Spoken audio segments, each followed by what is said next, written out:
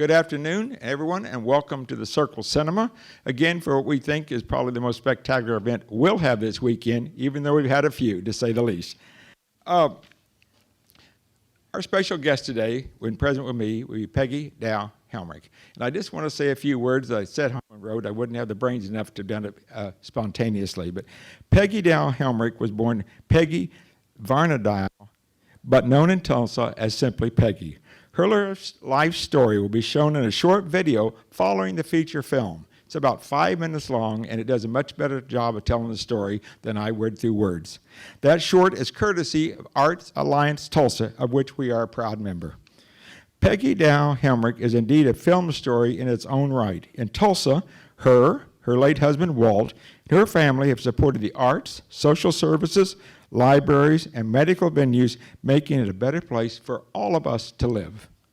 The Circle has been blessed by our association with the Helmerichs, with capital support from the start, and recently a generous donation for our 90 by 90 capital drive put over the top. This has allowed us to show reel-to-reel projection, which is required for showing I Want You. Look for a better and brighter Circle as we make improvements as promised. Thank you to all the Helmerichs. And they're all here in a row here, right up here for all. Can give them a round of applause.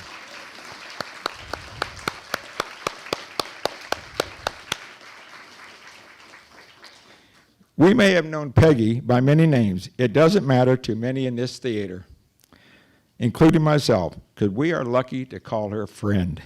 We can ask for no more. Now let's watch I Want You, a Peggy favorite, a short film on our Peggy, and an opportunity to speak with Oklahoma's Grand Dame of Film.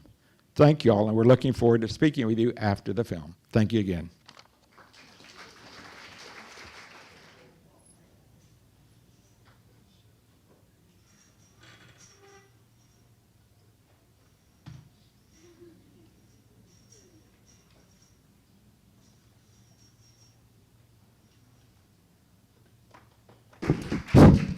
Once again, everybody, let me present Peggy Dow Helmerich.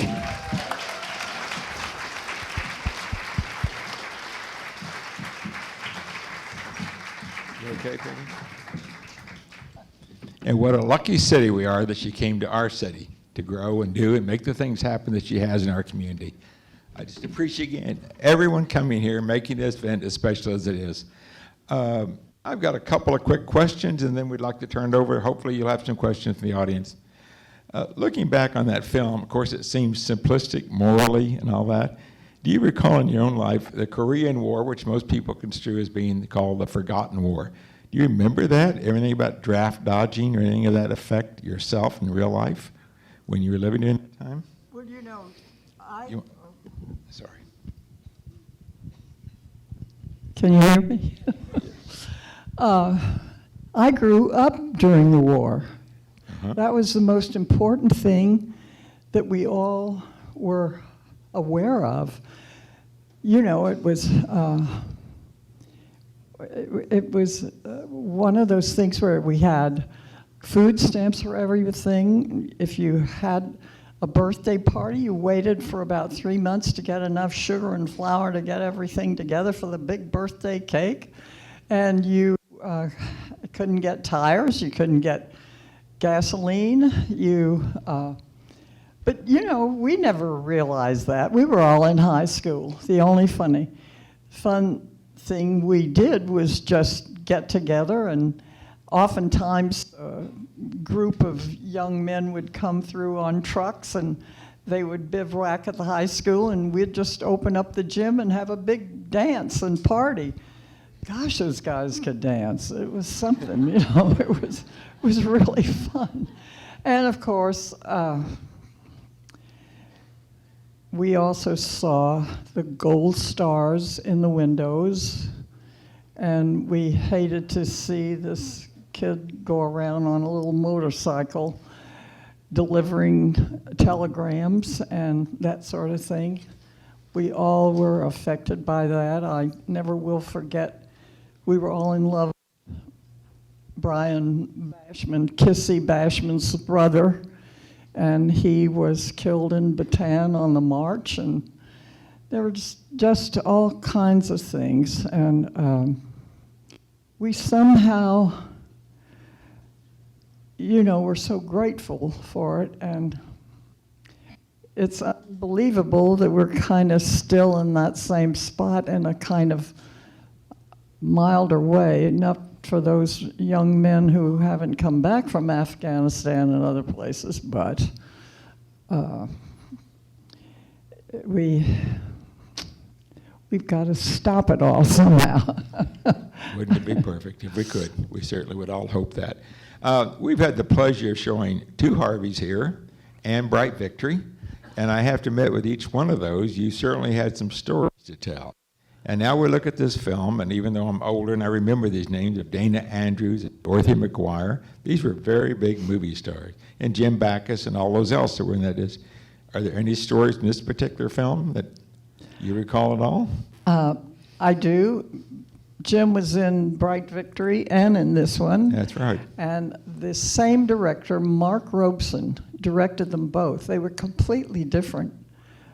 But he was just the ideal director in the world. He started off as a cutter. That's where, these young men splice the film and put it all together, and he takes out this part and puts in this scene and on and on and on. He thought, doggone it, I can do that directing.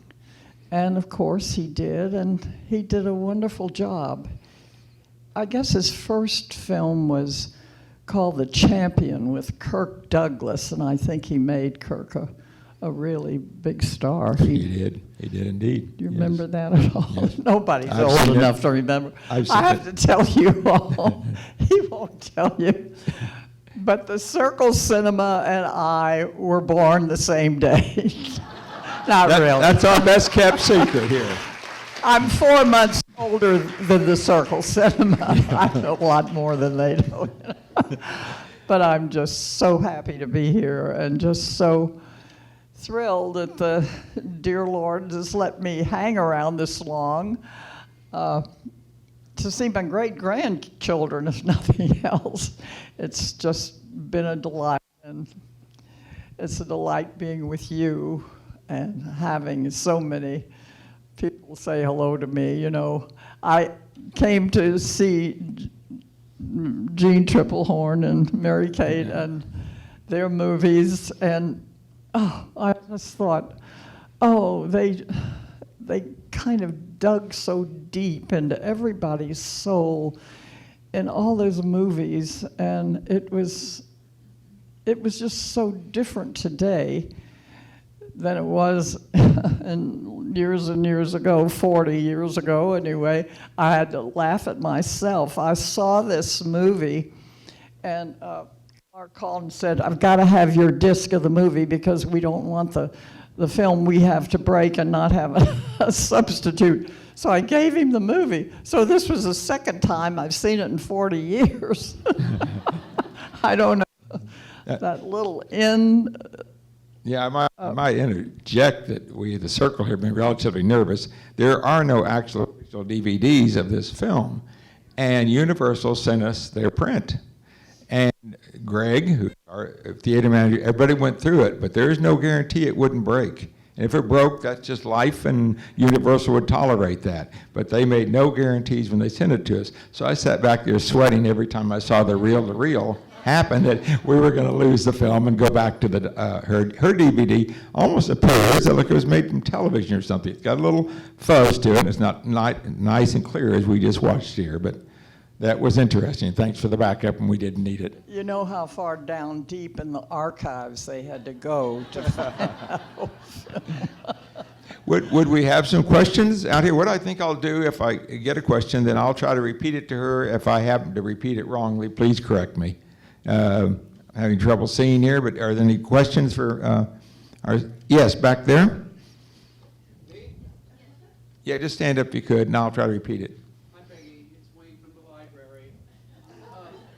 I'm wondering if you would like to make any comments about another film you've made called Woman in Hiding. And in that film, you played a bad girl. And I think the only time you did. And And also, I'd be interested in hearing anything you might have to say about working with Ida Lupino. Okay, the question is, perhaps you heard it? I did. Did you hear it clear Thank enough? you. Okay. First of all, I loved Ida Lupino. She was starting to direct herself, and she was just so good and sweet to all of us who were real younger, in that movie. I have to tell you that that was really the first movie I ever did. And what had happened was, when you get a contract at a studio, you want to get on a little piece of film. Your agent, especially agents, are flesh peddlers, and they want to take that film to different studios and maybe sell you for other films.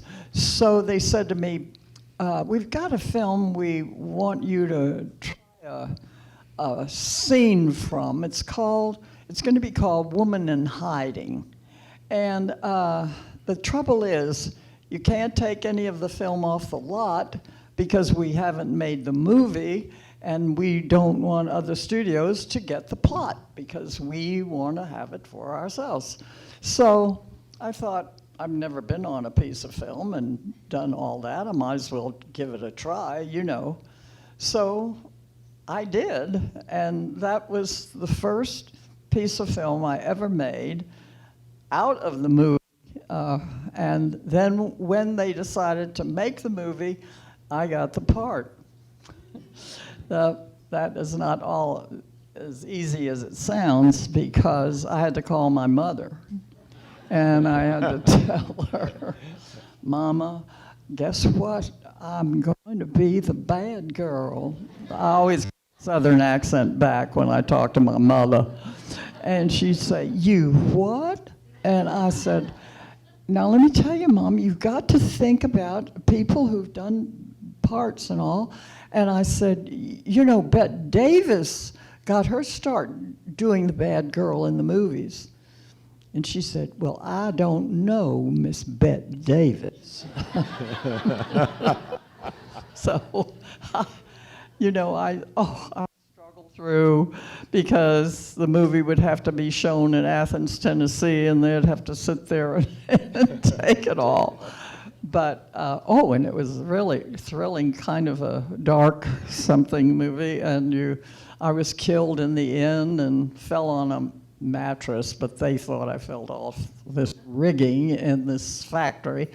But it was a very, very interesting movie. I mean, like mysteries. Perhaps it will be our next movie. Okay? Please? Get ready, Peggy. We have another one coming up. Oh, those pictures that we made, they seem so kind of, well, maybe slow would be a better way to put it, or a little bit, do you know what I mean? A little bit boring. Yes. All the movies that we saw, in the film festival, they really moved along with great clips, and you just felt like everything was just so much. Well, they seem simplified, but the message at the end always appears to be the same. It's how you get there, right? Well, maybe so. Right. As we addressed Mary Kay Place talking last night just about borderline religion, but still it was about where do you go? What else is bigger than the rest of us and all the things? And it was very interesting last night. It really, really was. Right. Any question? Hi, my name's Nancy. Peggy, thank you so much for all this great history and everything. I loved the movie. I thought it was incredibly timely, actually. So much of the very poignant, and I think my favorite one is You Never Can Tell, but I haven't seen it in years. I don't know if that's not, I guess it's not on DVD anymore, but who's your favorite actor or actress to work with, and what did you enjoy working with Farley Granger? Well, Farley Granger was very young, and I was very young, and he was darling, I never, every person I ever thought I might ever get a part with, they were just so marvelous. We were so, yeah, when I think back, I was probably 21, maybe 20. Yes. And just out of school, and I remember Charlton Heston was a couple of years ahead of me, and Patricia Neal, and they were all doing all those thrilling things. But it was, I have to tell you, I adored Dick Powell. And he came to Tulsa for a party we had after that, and he was very, very fond of my husband because he wanted to be a businessman. And, Walt loved the movies, and they sort of got together on different levels. But he started the 4-Star Playhouse with Gig Young, I think, and Ida Lupino, and Boyer or somebody. Boyer, could have been. Anyway, it was sort of a sitcom thing, and it was, he was so thrilled about it. And we went up, he was married to June Allison at the time, and we'd go up to their beautiful hillside house, and, Natalie Wood would come in, and Nick Adams, and all these young players, and we kept waiting for Jimmy Dean, and he didn't show up, darn it. But anyway, it was just really, we were just young, try anything kind of people. But what was so interesting, I think, in the films we saw with Jean and Mary Kay, they could kind of call the shots and change dialogue and decide if they were going to do this or that and pick and choose. And I thought, they would call up and say, get over here, you're going to start a movie tomorrow. I would say, yes, I'm coming right over, Universal, thank you. And we were all just so thrilled to be in the movies and doing things. And I remember saying to Walt, look where I got that billing. I can't believe that. My part wasn't that big. He said, well, you've got to start speaking up for yourself. And I said, I would never do that. But it's a wonderful way movies are being made now, and I really envy those girls. They are really stars, you guys. I was not, We were lucky to have them here. I was As just we are a you. player. Well, Mary Kay made reference to that last night because it came up to what point was it impromptu? Could you address? And with that particular film we just watched, it was just by the line, by the line, by the line. You didn't deviate. Is that correct? Like in the film we just watched? I guess so, yeah. Yeah, I mean, because Right. Mary Kay implied that there was some latitude there that, Right. we didn't There see was. before.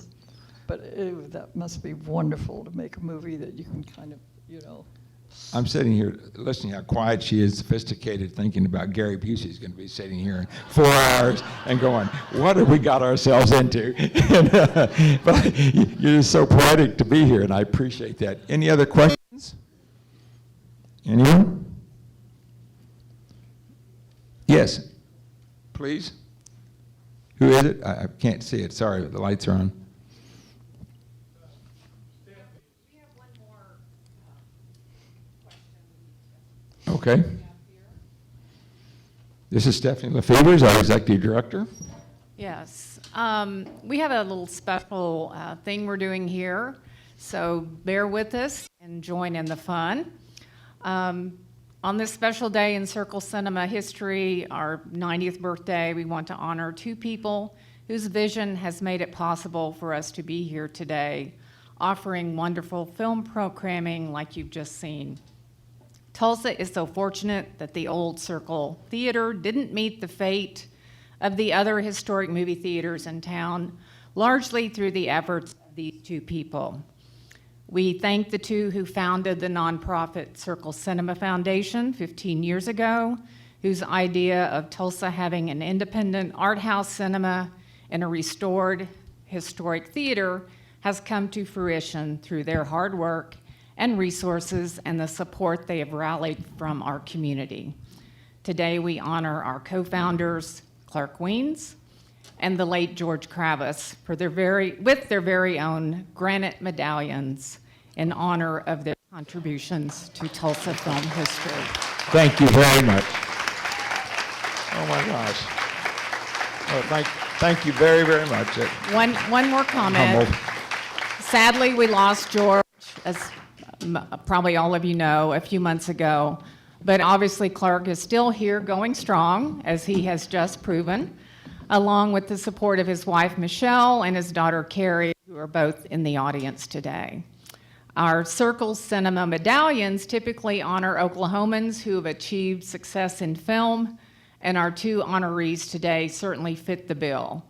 We can safely say that Circle Cinema would not exist today if it were not for George and Clark. Please join our staff and our board in honoring them. Oh, thank you all very much. I'm humbled.